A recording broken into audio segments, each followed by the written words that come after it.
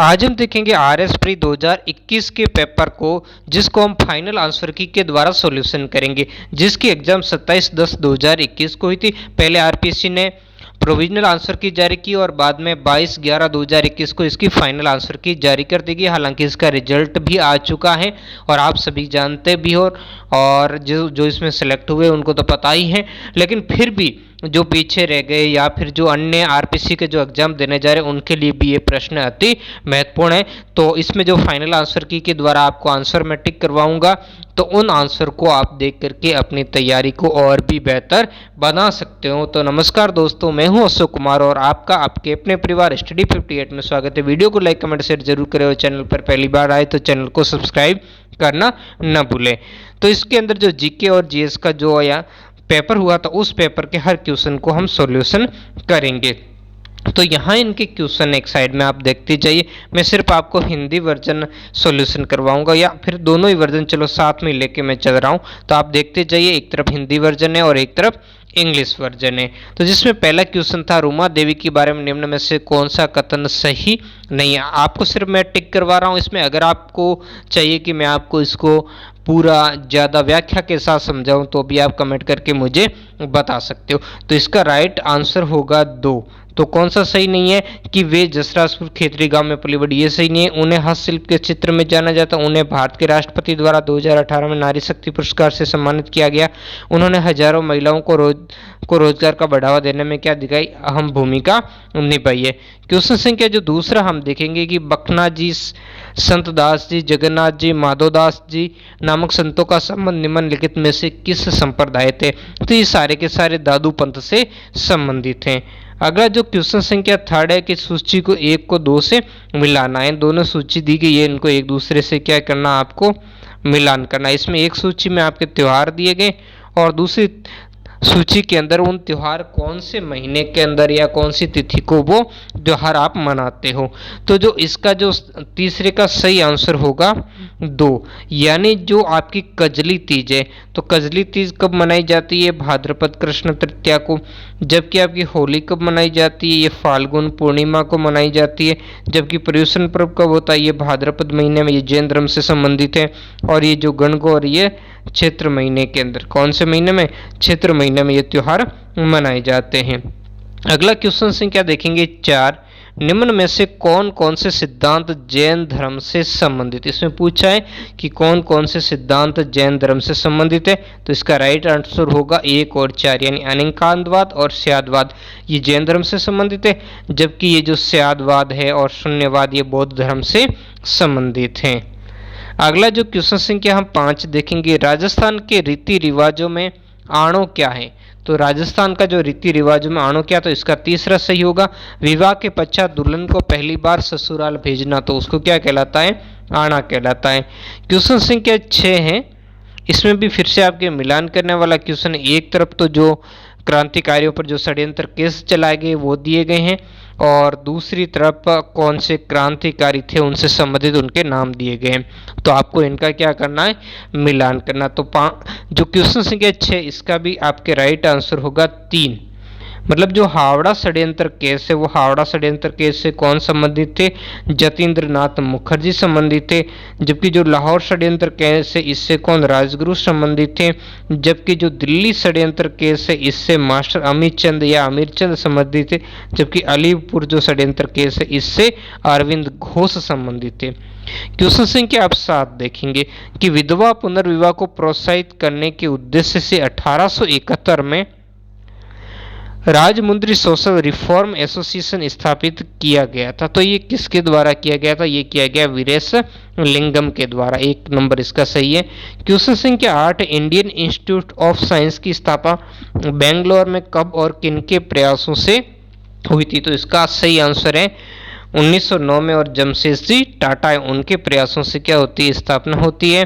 Question संख्या हम 9 देखेंगे कि उस क्रांतिकारी महिला का नाम बताइए जिसने बिजोलिया किसान आंदोलन में भाग लिया और उसे गिरफ्तार किया गया तथा 1930 के सत्याग्रह और 1932 के सविनय अवज्ञा आंदोलन में भाग लिया और जेल गई थी। तो वो कौन है? तो 9वें का आपके सही आंसर होगा 1, रमा देवी। कौन है वो? रमा देवी है। ठीक है, क्वेश्चन संख्या आपके 10 है। इसमें भी फिर से आपके मिलान करने वाले क्वेश्चन, एक तरफ जो जैन तीर्थंकर दिए गए और दूसरी तरफ उनके क्या दिए गए? संज्ञान, या कह सकते हैं उनके जो चिन्ह हैं वो चिन्ह दिए गए हैं। तो वैसे इस क्वेश्चन संख्या 10 का जो राइट आंसर तो होगा ऑप्शन संख्या 4, यानी जो पार्श्वनाथ है, पार्श्वनाथ का सर्प से संबंधित है, आदिनाथ वर्षभ से संबंधित है, जबकि आप महावीर को तो आप जानते हो सिंह से संबंधित है, और शांतिनाथ का क्या है? हिरण है। तो ये इनके संज्ञान है जो इनसे संबंधित है। क्वेश्चन संख्या 11 देखेंगे, जोधपुर नरेश मान सिंह की रानी भटियाणी, जिसका नाम क्या था? प्रताप कुंवरी, ने अपने द्वारा बनाए गए मंदिर को पुनः अन्यंत्र बनवाया गया, क्योंकि पहले वाला मंदिर जमीन के अंदर धंस गया और उसने उसकी प्राण प्रतिष्ठा 1857 में करवाई। उस मंदिर का नाम क्या है? तो उस मंदिर का नाम है तीजा मांझी का मंदिर। कौन सा मंदिर है? तीजा मांझी का मंदिर। क्वेश्चन संख्या 12 है कि मौर्यकालीन जो मूर्तियों में मणिभद्र यक्ष नाम से अंकित मूर्ति किस स्थान से प्राप्त हुई? तो ये हमें परखम से प्राप्त होती है। कहां से? इसका ऑप्शन संख्या 4 राइट होगा। क्वेश्चन संख्या जो 13 है कि भारत छोड़ो आंदोलन के दौरान कनकलता बरुआ नामक एक कन्या, तो इसका नाम बहुत ही बढ़िया, कनकलता बरुआ नामक एक कन्या ने जनता का एक जुलूस निकाला और पुलिस की परवाह न करते हुए थाने में घुसने के प्रयास में गोली खाई। और ये घटना कहाँ से संबंधित है? तो ये गोहपुर से संबंधित है।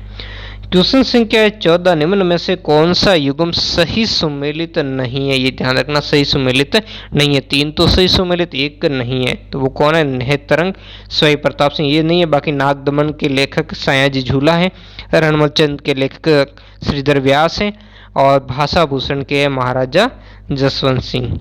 ठीक है ना, तो ये तीनों ही तीनों सही है। बाकी ये एक ऑप्शन आपके कौन सा? वो सही नहीं है। तो रणमलचंद वाला तो क्वेश्चन जो असिस्टेंट प्रोफेसर की एग्जाम थी उसमें भी आया था। तो ये कई सारे क्वेश्चन हैं जो क्या हो जाते हैं? रिपीट भी हो जाते हैं। क्वेश्चन संख्या 15 फिर से सुमेलित करने वाला। एक तरफ तो आपके क्या है?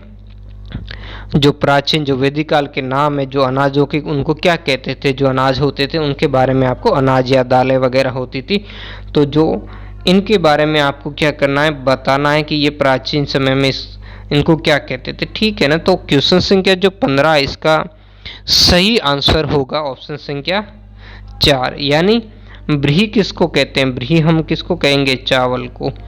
जबकि मर्दंग किसको कहेंगे? हम मूंग को। यव किसको कहेंगे? हम जौ को। और इक्सु किसको कहेंगे? गन्ने को, है ना, इक्सु या एक। आगे हम बढ़ेंगे और क्वेश्चन संख्या 16, बयाना दुर्ग स्थित वरिक विष्णुवर्धन विजय स्तंभ किस काल का माना जाता है? तो ये किस काल से संबंधित है? तो ये गुप्त काल का माना जाता है। अगला हम देखेंगे क्वेश्चन संख्या 17, हर सभ्यता के बारे में निम्न कथनों पर विचार कीजिए। तो ये कथन है, इन पर आपको विचार करना कि आहाड़वासी तांबा गलाना जानते थे, ये लोग चावल से परिचित नहीं थे, धातु का काम आहाड़वासियों की अर्थव्यवस्था का एक साधन था, यहाँ से काले लाल रंग के मर्दमांड मिले जिन पर सामान्यतः सफेद रंग से ज्यामितियां आकृतियां उन क्या की गई है? उकेरी गई। तो इनमें से कौन से सही है वो आपको बताना है। तो इनके ए सी डी सही है, यानी ए सही है, सी सही है और डी सही है। क्वेश्चन संख्या 18, central electro chemicals research institute की स्थापना अलगप्पा चेटियार, शांति स्वरूप भटनागर एवं जवाहरलाल नेहरू के प्रयासों से कहाँ वह कब की गई थी? तो इसका ऑप्शन संख्या 2 राइट होगा, कराईकुड़ी में और 1953 में स्थापित किया। अगला है, टूटी आभूषण ये शरीर के किस हिस्से में पहना जाता है? तो ये कान के अंदर पहना जाता है। 20वां क्वेश्चन भी फिर से सम्मिलित करने वाला आया, तो इसका जो सही आंसर होगा ऑप्शन संख्या 2, यानी युद्ध और उनका समय दिया गया है। तो गागरोन का युद्ध हुआ था 1519 के अंदर हुआ था, सारंगपुर का युद्ध ये कब हुआ था? 1437 के अंदर हुआ था, जबकि सुमेल का युद्ध ये 1544 के अंदर होता है, और साहिबा का युद्ध होता है 1541-42 के अंदर होता है। क्वेश्चन संख्या 21 देखेंगे, राजस्थान में कहाँ वैदिक यंत्रालय छापाखाना स्थापित किया गया था? तो किसका सही आंसर है? अजमेर के अंदर। अगला देखेंगे सूची 1 को सूची 2 से क्या करना सुमेलित। एक तरफ लोकवाद्य यंत्र है और उसके दूसरी तरफ उसके कलाकारों के नाम है, तो उनको कलाकारों के नामों को इसमें सुमेलित करना। तो क्वेश्चन संख्या जो 22 है इसका सही आंसर तो होगा 1, यानी जो भपंग है इसके कौन है, जहूर खां है, और जो नड़ है इसके कौन है, कर्णाभील है। जबकि अलगोजा कौन बजाते हैं, अलगोजा आपके बजाने वाले यहाँ पर हैं रामनाथ चौधरी हैं, और बच कौन गया, खड़ताल, खड़ताल बजाने वाले कौन है, सादिक खां हैं। अगला है क्वेश्चन संख्या 23, निम्न कथनों पर विचार कीजिए और दिए गए कूट का प्रयोग करते हुए सही उत्तर का चयन करना। तो विजयनगर के शासक कृष्णदेवराय ने अमुक्त माल्यादम ग्रंथ की रचना की।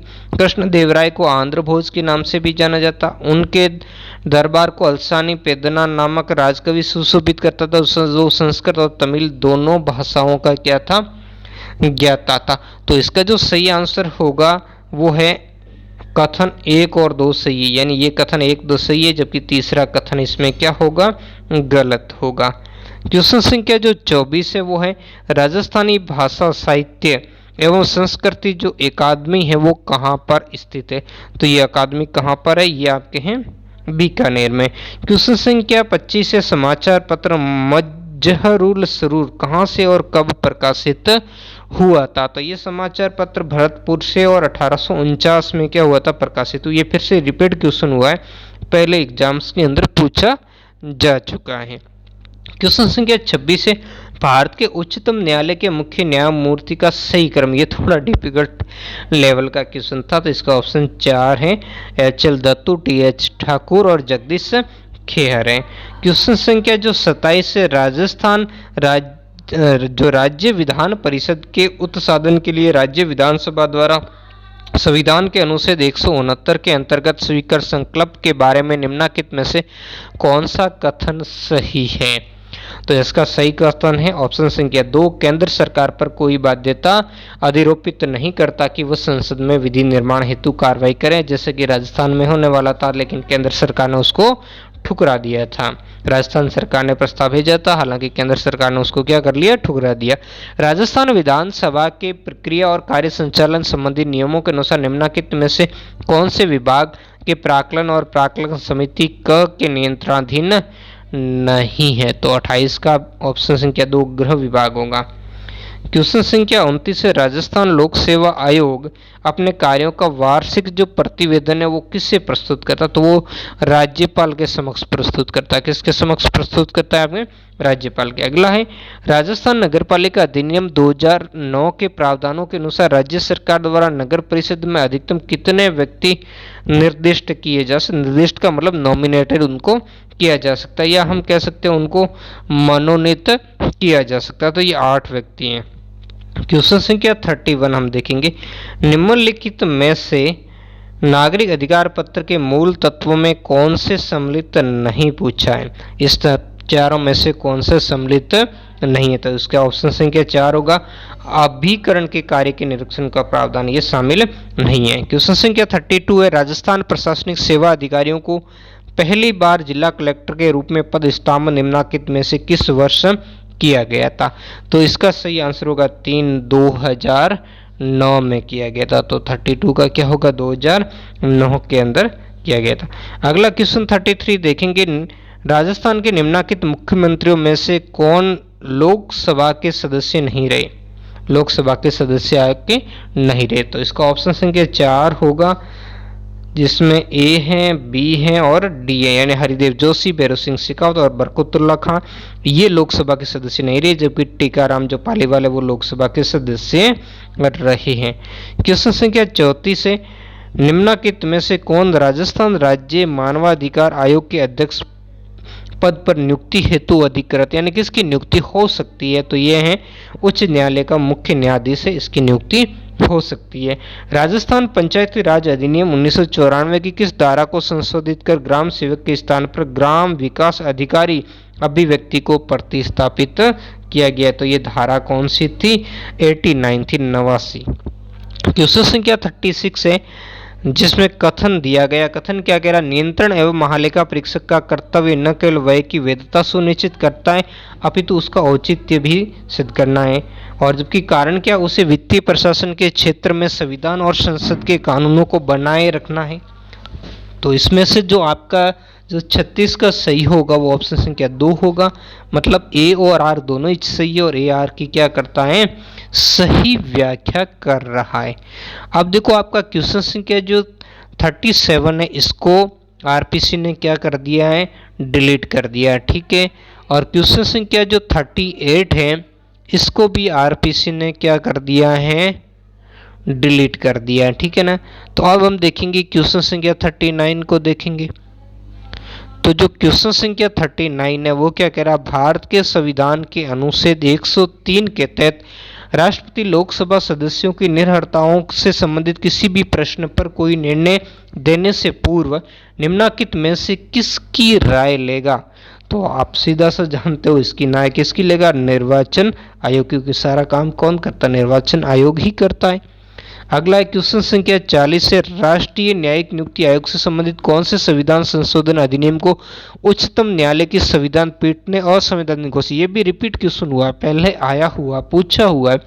तो इसका 3 होगा 99वां संविधान संशोधन अधिनियम। क्वेश्चन संख्या 41 है, मुख्यमंत्री चिरंजीवी स्वास्थ्य बीमा योजना में कौन सी चीज इसमें गलत है। तो ये तो बहुत ही इस योजना के बारे में आरपीसी ने अभी जो भी एग्जाम्स हुए उन सभी एग्जाम्स के अंदर लगभग इस क्वेश्चन को पूछा है उन्होंने, थोड़ा बहुत घुमा फिरा के। तो इसका ऑप्शन संख्या 2 सही होगा। तो ये गलत है। योजना के अंतर्गत विभिन्न बीमारियों के 1576 प्रकार के पैकेजर और प्रोसीजर्स उपलब्ध है, जबकि इसमें दूसरा क्या, मरीज जिस बीमारी के लिए अस्पताल और उससे 5 दिन पहले और डिस्चार्ज के 10 दिन बाद अस्पताल की सभी जांच हो, ये गलत है। बाकी इस योजना की शुरुआत 1 मई 2021 से इस योजना के गंभीर बीमारी हो तो 4.5 लाख रुपये बीमा कवर, और जो भी सामान्य बीमारी होती है उसके लिए 50,000 रुपये और कुल 5 लाख रुपये इसमें है, ठीक है। तो ये बातें आपको ध्यान रखनी है। क्वेश्चन संख्या 42 है कि राज्य निर्वाचन आयोग, तो जो राज्य निर्वाचन आयोग राजस्थान से संबंधित निम्नलिखित कथनों में से विचार करना। पहला क्या, राज्य निर्वाचन आयोग राजस्थान का गठन दिसंबर 1994 में हुआ। इसका एक सचिव होता है जो राज्य का मुख्य निर्वाचन अधिकारी भी होता है। तो इसमें से आपको पूछा कौन सा सही है, तो इसमें से केवल 2 सही है, जबकि एक क्या है, गलत है। अगला देखेंगे क्वेश्चन संख्या 43। तो क्वेश्चन संख्या जो 43 है इसको भी आरपीसी ने क्या कर दिया है, डिलीट कर दिया है, ठीक है। तो क्वेश्चन संख्या 44 अब देखेंगे कि विशाखा व अन्य बनाम राजस्थान राज्य व अन्य मुकदमा जो संबंधित है। तो ये भी क्वेश्चन कई बार पूछा गया, रिपीट क्वेश्चन है। तो ये कार्यस्थल पर महिलाओं के यौन उत्पीड़न के रोकथाम से ये संबंधित है। 45वां क्वेश्चन है, गुरुमुख निहाल सिंह को राजस्थान का प्रथम राज्यपाल नियुक्त किया गया था, कब नियुक्त किया गया था। तो ये ऑप्शन संख्या 2 से ये 25 अक्टूबर 1956 को उनको क्या किया गया, नियुक्त किया गया था। क्वेश्चन संख्या 46 है, संविधान में मूल कर्तव्यों को जिसकी सिफारिश पर सम्मिलित किया गया। तो किसकी सिफारिश पर सम्मिलित किया गया, तो वो है सरवण सिंह जो समिति थी उसकी सिफारिश पर। अगला जो क्वेश्चन संख्या 47 है कि राजस्थान जो उच्च न्यायालय कि निम्नलिखित न्यायाधीशों में से कौन राजस्थान सरकार में राज्य मंत्री के पद पर आसीन रहे। तो इसमें से कौन रहे हैं आप। तो जो 47वां क्वेश्चन है इसका जो सही आंसर है वो है ऑप्शन 3 जस्टिस फारूक हसन रहे हैं। अगला जो क्वेश्चन संख्या 48 है, भारत के संविधान में वर्णित नीति निर्देशक तत्वों का सुमेलित युग्म पहचानिए। तो कौन सा इसमें से सुमेलित है वो आपको पहचाना। तो इसका है ऑप्शन संख्या 4 सही है। कौन सा, जो पुरुषों और स्त्रियों दोनों का समान कार्य के लिए समान वेतन। तो समान कार्य के लिए समान वेतन ये कौन से में, अनुच्छेद 39 के अंदर इसका क्या किया गया, वर्णन किया गया। क्वेश्चन संख्या जो 50 है, सूचना के अधिकार अधिनियम के उद्देश्यों के संबंध में निम्नलिखित में से कौन सा कथन सही नहीं है। इसमें सही नहीं का पूछा है। तो इसका ऑप्शन संख्या 3 सही नहीं है कि समाज की महिलाओं एवं कमजोर तबकों यानी वर्गों को सशक्त बनाने के लिए काम करना। तो ये इससे संबंधित नहीं है। 51वां, निम्न में से किस जिले में उप उष्ण पर्वतीय वन पाए जाते हैं। तो कौन से जिले में पाए जाते हैं, ये सिरोही जिले में पाए जाते हैं। क्वेश्चन संख्या 52 है, कौन से वर्ष में राजस्थान सौर ऊर्जा नीति घोषित की गई थी? तो राजस्थान सौर ऊर्जा नीति कब घोषित की गई थी? ये 2019 में की गई थी। क्वेश्चन संख्या 53 है कि निम्न में से कौन सा सुमेलित नहीं है? तो इसमें से फिर से पूछा सुमेलित नहीं है, तो इसका जो 53वें का क्वेश्चन का ऑप्शन संख्या 4 यानी ये डी है, ये बेकाल यूक्रेन में नहीं है, ये संबंधित इससे नहीं है। अगला हम देखेंगे निम्न में से कौन सा एक सही सुमेलित नहीं है। फिर से 54वां भी आ गया आपके सही सुमेलित नहीं है, तो इसका ऑप्शन संख्या 2 होगा। गोरियाना शौर्य ये सूती वस्त्र से संबंधित, बाकी तीनों ही सही है। 55वां है गोगेलाव संरक्षित क्षेत्र किस जिले में स्थित है? तो 55 जो होगा गोगेलाव, तो इसका ऑप्शन संख्या 3 गोगेलाव कहाँ पर है? नागौर जिले के अंदर है। अगला है पर्यटन स्थल और दूसरी तरफ उनकी अवस्थिति दी गई है, तो इसको भी आपको क्या करना है? सुमेलित करना है। तो जो 56वां क्वेश्चन है तो उसका सही ऑप्शन तो होगा 3rd, यानी जो लालगढ़ है, लालगढ़ कहाँ पर है? बीकानेर के अंदर है। जबकि त्रिपुरा सुंदरी ये बांसवाड़ा के अंदर ये मंदिर है, ये गागरोन का किला झालावाड़ में, जबकि नाकोड़ा के मंदिर बाड़मेर के अंदर है। क्वेश्चन संख्या 57 है निम्नलिखित विशेषताएं किस नदी की हैं? तो इसने क्या क्या इसका उद्गम कुंभलगढ़ जिले के निकट अरावली की पहाड़ियों से होता है। ये नदी मेवाड़ के मैदान के मध्य से गुजरती है, जबकि बेडस है, कोठारी है, मोरेल ये इसकी क्या है? सहायक नदियां। तो ये किस नदी के बारे में बात हो रही है? ये बनास नदी के बारे में यहाँ पर बात की जा रही है। अगला क्वेश्चन संख्या जो 58 देखेंगे, कोपेन के जलवायु वर्गीकरण के अनुसार निम्न में से कौन से सही सुमेलित हैं? तो अब यहाँ पर आपको देखना कि इसमें से कौन सा सही सुमेलित है, तो इसमें ए और डी ही सही सुमेलित है। ए मतलब CWG ये भरतपुर और AW ये कहाँ पर है? डूंगरपुर के अंदर, तो ये इसमें सही सुमेलित है।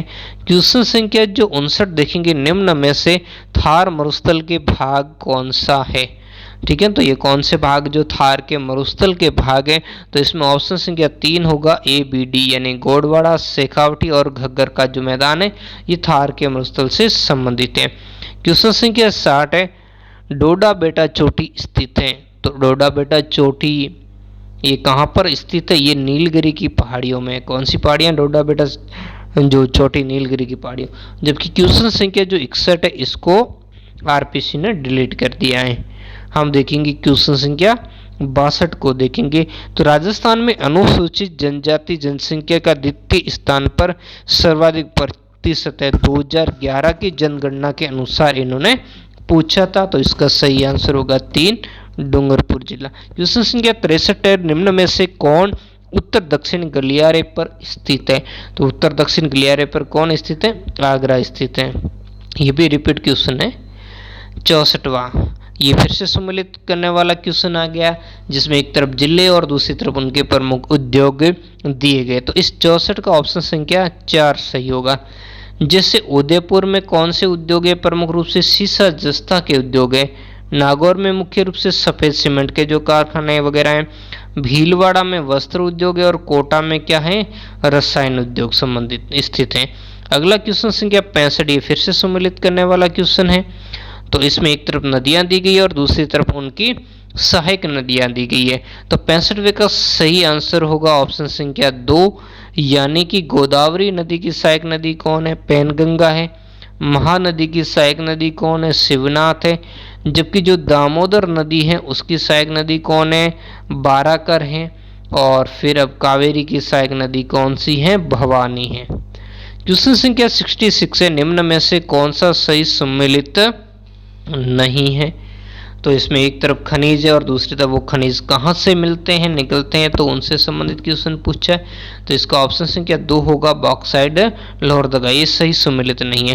क्वेश्चन संख्या जो 67 है इसमें भी कौन सा सही सम्मिलित पूछा है? तो 67 का ऑप्शन संख्या 4 यानी C खेरवाड़ा से ये जो एस्बेस्टस ये खनिज ये क्या होता है? प्राप्त होता है। अगला क्वेश्चन हम देखेंगे 68 कि ग्रीन एनर्जी कॉरिडोर राजस्थान के निम्नलिखित में से किन जिलों से गुजरेगा?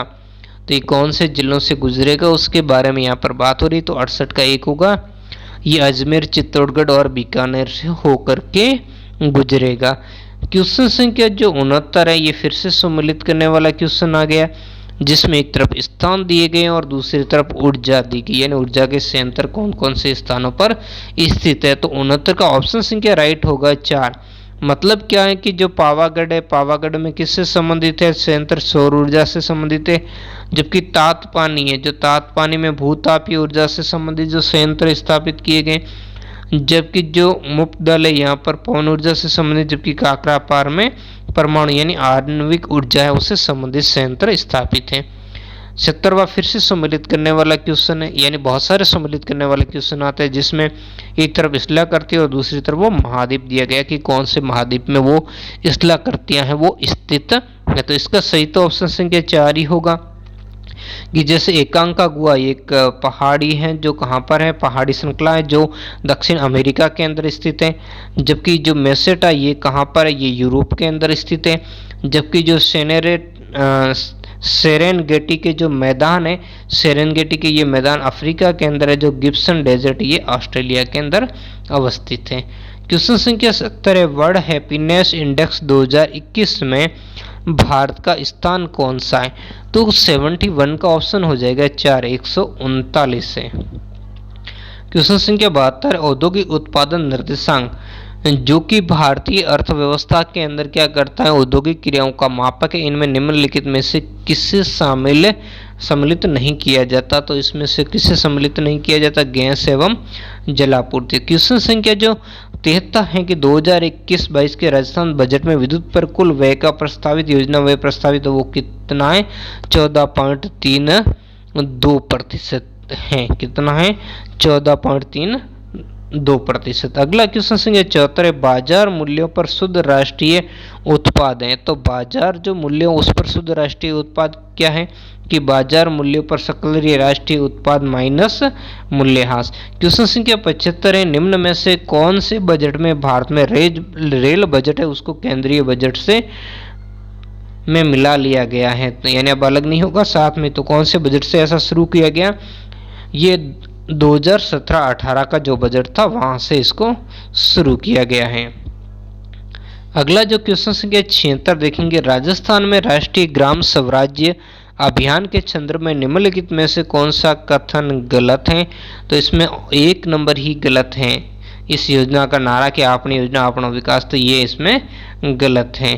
क्वेश्चन संख्या 77 है कि राष्ट्रीय आय लेखांकन में आधार वर्ष का अर्थ है। तो आधार वर्ष का अर्थ क्या, 77 का जो 3 सही होगा, जिस वर्ष की कीमतों का उपयोग वास्तविक जीडीपी की गणना के लिए किया जाता उसे ही क्या कहते हैं, हम आधार वर्ष कहते हैं। जबकि 78वां क्वेश्चन, राष्ट्रीय कृषि विस्तार और तकनीकी मिशन में वित्त पोषण में राजस्थान सरकार का हिस्सा कितना है, 40% है। क्वेश्चन संख्या 79 है, व्यापार सुगमता रिपोर्ट 2020 के अनुसार ईज ऑफ डूइंग बिजनेस सूचकांक 2019 में भारत का कौन सा स्थान रहा है। तो इसका ऑप्शन क्या 2 है, 63। अगला है 80, राजस्थान में सतत विकास लक्ष्यों के प्रभावी क्रियान्वयन हेतु निम्न में से किस विभाग को जो नोडल विभाग है वो क्या किया गया है, घोषित किया गया है। मतलब कौन सा जो विभाग है वो इसमें नोडल विभाग है। तो 80वां क्वेश्चन का 3 होगा, आयोजना विभाग को। क्वेश्चन संख्या जो 81, लघु एवं सीमांत किसानों को पेंशन के उद्देश्य से प्रधानमंत्री किसान मानधन योजना कब प्रारंभ की गई। तो ये प्रारंभ की गई थी 12 सितंबर 2019 से। अगला है राजस्थान बजट 2021-22 के अनुसार फिनटेक डिजिटल जो विश्वविद्यालय उसकी स्थापना किस जिले में की जाएगी। तो यह है जोधपुर में होगी इसकी स्थापना। अगला क्वेश्चन संख्या 83 है, अप्रैल 2020 में भारत सरकार द्वारा शुरू की गई अटल भूजल स्कीम में सहायता उपलब्ध करवाने वाली संस्था कौन है। तो यह है विश्व बैंक है। अगला है क्वेश्चन संख्या 84, निम्नलिखित में से कौन सा जिला राजस्थान में मरु त्रिकोण का भाग नहीं पूछा है कि नहीं कौन सा जिला है। तो वो है बाड़मेर जिला। अगला है क्वेश्चन संख्या 85, जनगणना 2021 के अनुसार भारत एवं राजस्थान में कार्य सहभागिता दर कितनी है। तो 85 का ऑप्शन संख्या होगा 2 सही। भारत में तो है 39.8% और राजस्थान में है 43.6%। क्वेश्चन संख्या 86, निम्नलिखित में से कौन आयुष्मान भारत प्रधानमंत्री जन आरोग्य योजना के क्रियान्वयन हेतु उत्तरदायी है। तो कौन है ये, राष्ट्रीय स्वास्थ्य प्राधिकरण। 87 है महिलाओं के सशक्तिकरण हेतु इंदिरा महिला शक्ति निधि की शुरुआत कब की गई थी? तो ये 18 दिसंबर 2019 को की गई थी। अगला क्वेश्चन है अग्रिम अनुमानों के अनुसार 2020-21 में स्थिर कीमतों पर यह 2000 जो आधार वर्ष मानना 2011-12 की राजस्थान की प्रति व्यक्ति आय पूछा है, तो प्रति व्यक्ति आय कितनी है? तो 88 का 3 है 72,297। क्वेश्चन संख्या 79 आयुष्मान भारत महात्मा गांधी राजस्थान स्वास्थ्य बीमा योजनाओं के अंतर्गत नाजुक बीमारी स्वास्थ्य बीमा के स्थिति के अंदर जो प्रति परिवार दी जाने वाली राशि है तो वह है मतलब नाजुक का मतलब गंभीर बीमारी के लिए 4.5 लाख और जो सामान्य बीमारी के लिए 50,000 रुपये। तो ये फिर से ऊपर भी देखो हमने देखा था, ये तो रिपीट क्वेश्चन हुआ है। राजस्थान की प्रवन बहुउद्देश्य सिंचाई परियोजना निम्न जिलों में सिंचाई सुविधा प्रदान करती है, तो कौन से जिले हैं वो जिले हैं झालावाड़, बारां और कोटा जिले। अगला देखेंगे क्वेश्चन संख्या 91 है कि 16:9 के चित्र अभिमुखता अनुपात पिक्चर आस्पेक्ट रेशियो के साथ प्रदर्शन विभेदन या डिस्प्ले रिजोल्यूशन 1080p का अर्थ क्या है? इसका अर्थ पूछा आपको तो 91 का होगा 2, ये 1920 × 1080 है। अगला 92 है राजस्थान का राज्य पुष्प क्या है? तो राजस्थान का राज्य पुष्प आपके रोहिड़ा है। और अगला है 93वां MOESMS का पूरा नाम क्या है? तो इसका पूर्ण रूप आपको पूछा 93वां, तो इसका 2 होगा ये micro opto electro mechanical system. Question संख्या 94 है दुर्दम यानी मेलिग्नेंट मलेरिया क्या होता है? ये मलेरिया क्या होता है? तो इस टाइप का जो 94 है इसका होगा ऑप्शन संख्या 4 सही। ये प्लाज्मोडियम फैल्सीफेरम से होता है ये, ठीक है। अगला जापानी इंसेफेलाइटिस नामक विषाणु मनुष्य शरीर के किस हिस्से को संक्रमित करता है? तो ये मस्तिष्क को समर्पित करता है। अगला है 96 संपीड़ित प्राकृतिक गैस यानी CNG मुख्यतः क्या है? तो CNG मुख्यतः मीथेन है। इसमें मुख्यतः जो घटक कौन सा है इसका? मीथेन है। अगला है 97 कड़कनाथ एक किस्म है, किसकी किस्म है? ये एक मुर्गे की किस्म है। 98 है पिछली सदी में वैश्विक तापमान में कितनी वृद्धि हुई? पूछा पिछली सदी मतलब 100 वर्षों के अंदर कितनी वृद्धि हुई? तो 98 का ऑप्शन संख्या 2 सही है 1.8 फ़ारेनहाइट। 99 क्वेश्चन है विज्ञान एवं प्रौद्योगिकी विभाग के अधीन कार्यरत राज्य रिमोट सेंसिंग एप्लीकेशन जो सेंटर्स है वो कहाँ पर स्थित है? तो ये जोधपुर के अंदर स्थित है। अगला है 100वां क्वेश्चन है कि क्वांटम डॉट क्या है? तो ये अर्धचालक नैनो संरचना, ये भी रिपीट हुआ क्वेश्चन। क्वेश्चन संख्या 101 के स्टेथोस्कोप में रोगी की दिल की धड़कन की जो ध्वनि है जो डॉक्टर के कानों तक पहुंचती है, तो कैसे पहुंचती है? ये ध्वनि के बहु परावर्तन के द्वारा पहुंचती है। 102 है भारत वन स्थिति रिपोर्ट 2019 के अनुसार निम्नलिखित में से किस जिले में बहुत घना जंगल क्षेत्रफल न्यूनतम है यानी सबसे कम किस में है? तो इसका होगा जोधपुर में। 2 सही है, सबसे कम जोधपुर में। 103 है कि माता गर्भस्थ शिशु RS रक्त प्रकार विसंगति की समस्या उत्पन्न हो सकती है यदि माता रिक्त स्थान एवं उसका गर्भस्थ शिशु रिक्त स्थान है। तो 103 का होगा 2 यानी क्या होना चाहिए? माता RS हीन है जबकि गर्भस्थ शिशु RH सहित है, तो उसमें विसंगति हो सकती है। 104 ट्राइसोमी 21 को निम्न में से किस नाम से जाना जाता है? तो 104 का होगा 3 डाउन सिंड्रोम के नाम से इसको जाना जाता है। 105 राजस्थान में सौर वेधशाला कहाँ पर स्थित है? तो इसको क्या कर दिया है? RPC ने डिलीट कर दिया है। 106 है कि रक्षा अनुसंधान एवं विकास जो संगठन है उसका आदर्श वाक्य क्या है? तो उसका आदर्श वाक्य है बलस्य मूलम विज्ञानम। 107 निम्नलिखित में कौन सा एक जूनोटिक रोग नहीं है? तो कौन सा नहीं है? ये म्यूकोरमाइकोसिस, ये एक जूनोटिक रोग नहीं है। अगला 108 निम्न में से कौन से विटामिन वसा में घुलनशील है? तो कौन से विटामिन जो वसा में घुलनशील है? विटामिन A और जो D होता है वो वसा में क्या होते हैं? घुलनशील है। अगला है क्वेश्चन संख्या 109 निम्न में से कौन सी आवृत्ति बैंड जो इनसेट या कैसे जीसेट उपग्रह संचार हेतु प्रयोग में नहीं लिया जाता। तो ये कौन सा AMF जो बैंड है वो नहीं लिया जाता। अगला 110 से बायोमास का एक उल्टा पिरामिड किस परिस्थिति जो तंत्र है उसमें पाया जाता है। तो ये समुद्री तंत्र के अंदर पाया जाता है। क्वेश्चन संख्या जो 151 ये रीजनिंग वाले क्वेश्चन है। तो जो 111 है इसका जो सही आंसर है वो होगा ऑप्शन संख्या 3 38,250। जबकि जो 112 क्वेश्चन है तो 112 क्वेश्चन संख्या का जो सही जवाब होगा ऑप्शन संख्या 3 78। अगर आप मैथ को विस्तार रूप से आप समझना चाहते हो तो मुझे कमेंट करके बताओगे तो मैं इससे संबंधित भी वीडियो आपको बना दूंगा। 113 का ऑप्शन संख्या 2 है, इसमें 21 सही है। 114 का 4 है यानी 210 इसमें सही है।